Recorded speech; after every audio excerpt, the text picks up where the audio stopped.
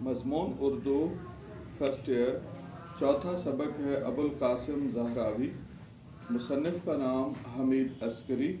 خلاصہ ہے، اندلس کی اسلامی سلطنت کے بعض مسلم سائنسدان بلا شبہ اپنے اپنے شعبوں میں ماہر تھے۔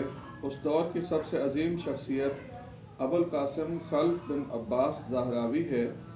اسپین کے معروف حکمران عبدالرحمن الناصر نے قرطبہ سے 4 میل کے فاصلے پر اپنی ملکہ زہرا کے نام سے موسوم قصر زہرا تعمیر کرایا۔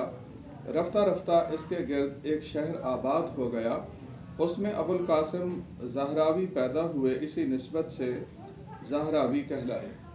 ابوالقاسم زہراوی کے آباء و اجداد اندلس ہی کے رہنے والے تھے۔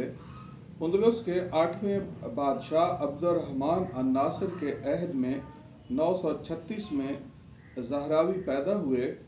اس عہد میں اندلس کا دارالسلطنت قرطبہ عروج پر تھا۔ اس میں 3800 مسجدیں، 60,000 بلند عمارتیں، عام لوگوں کے 2 لاکھ مکانات، 8000 دکانیں اور 700 حمام تھے۔ کل آبادی 10 لاکھ کے قریب تھی۔ 50 سرکاری ہسپتال تھے۔ شاہی لائبریری میں 2 لاکھ سے زائد کتب تھیں۔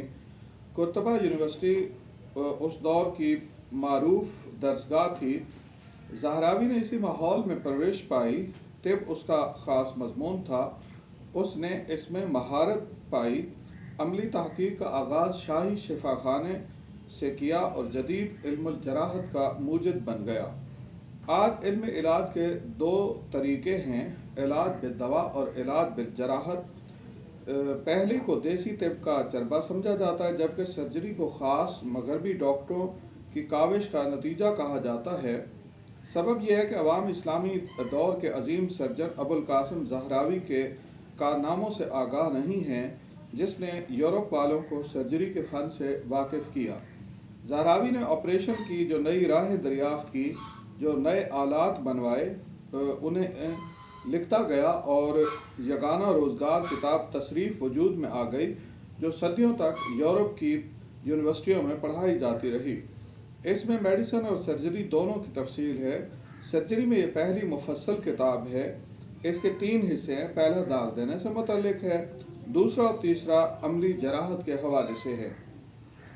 سرجری کے 90% اعمال کی تفصیل، آلات جراحی کے استعمال کا طریقہ اس کتاب میں درج ہے۔ ایسی وضاحتیں ہیں جن سے طبی دنیا پہلے بے خبر تھی۔ زہراوی کا طرز بیان سادہ اور عام فہم ہے۔ تمام رموز کو وضاحت سے بیان کیا گیا ہے۔ یورپ والوں نے انہیں البوقاسس، ابوالقاسس اور الزہراویز کے ناموں سے یاد کیا ہے۔ 18ویں صدی تک یورپ والے ابوالقاسم زہراوی کے معترف رہے۔ اس کی کتاب کے حوالے دیتے انہیں استاد کامل مانتے۔ سرجری میں یورپ والوں نے ان سے بہت کچھ حاصل کیا اور ان کی کتاب تصریف یورپ کی یونیورسٹیوں میں داخل درس رہی۔ تصریف کا لاطینی ترجمہ 1497 میں وینس سے ہوا، پھر کئی ایڈیشن آئے۔ 1541 میں باسل ایڈیشن چھپا، جو سوئٹزرلینڈ کا شہر ہے۔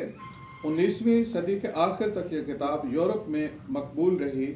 ڈاکٹر لی کارک نے 1881 میں اسے فرانسیسی میں ترجمہ کیا۔ بعض یورپی ماہرین نے اس کا ترجمہ ہی نہیں کیا، بلکہ اس کی شرح لکھ کر اس کی کتاب کی اہمیت میں اضافہ کیا۔